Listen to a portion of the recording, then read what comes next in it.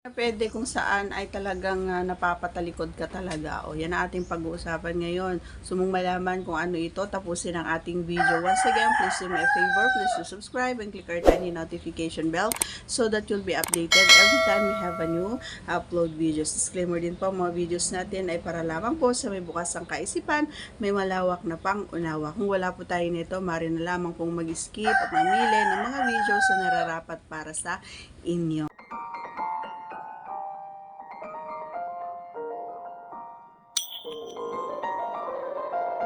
Alright.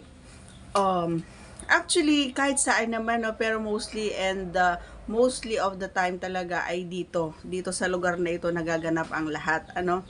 Pero alam nyo ba na minsan for me, para sa akin lang, minsan sa aming mga kababaihan ay talaga naman na gusto namin yung nag-explore talaga, ano. Pero para sa akin ang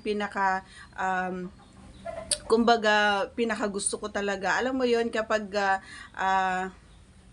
bumababa ako mismo dito. Ayan, yung bumababa ako dito and then tatalikod ako. At syempre, siya naman ay nakatayo. Parang alam mo yon, yung normal lang, kumbaga, and hindi, iniisip ko kasi na hindi siya dapat mahirapan. Kailangan ay maging happy siya. Habang ginagawa niya yung bagay na yon na nasa likod ko siya, ay dapat parehas kaming masaya and comfortable sa bawat kilos at alam mo yon, yung sasayaw naming parehas ay siguradong komportable kami doon sa gagawin namin at alam mo yon, yung hindi kami mahihirapan, although napaka maganda rin kumbaga yung way na nahihirapan, no, kasi minsan yung alam mo yung sobrang tagaktak na kumbaga yung pawis, ganyan, and then yung minsan na nakakagat na yung labi mo or di kaya nahihila mo na yung buhok niya or na medyo ano mo na dun sa likuran niya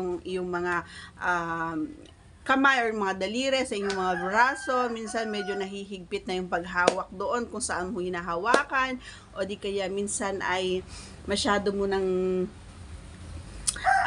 nagigrip kumbaga or masyado mo nang nagagamit yung teeth mo ng sobrang lalim, ganon. So maraming mga pagkakataon na medyo sasabihin ko rin na may may points or may plus para sa akin din yung minsan ay nahihirapan tayo, and para sa akin ito yung pinaka best para sa akin kapag yung tumatalikod talaga ako sa kanya at siya naman ay nakaharap sa akin.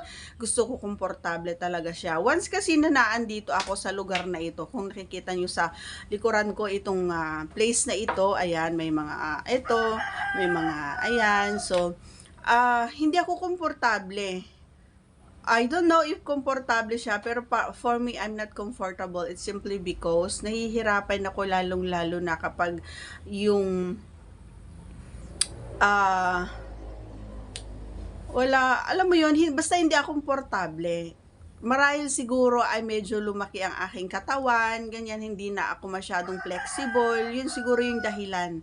Kaya sinasabi ko, kaya minsan mas gusto ko pa nga minsan sa loob ng YO, ganyan. So, mas parang komportable pa ako. Pero mostly of the time, mas komportable talaga ako pag bumaba tayo rito and then nakahawak tayo sa gilid, yan, sa headboard, ganyan, nakahawak ako dito and medyo nakayuko ako ng kaunti, ganon.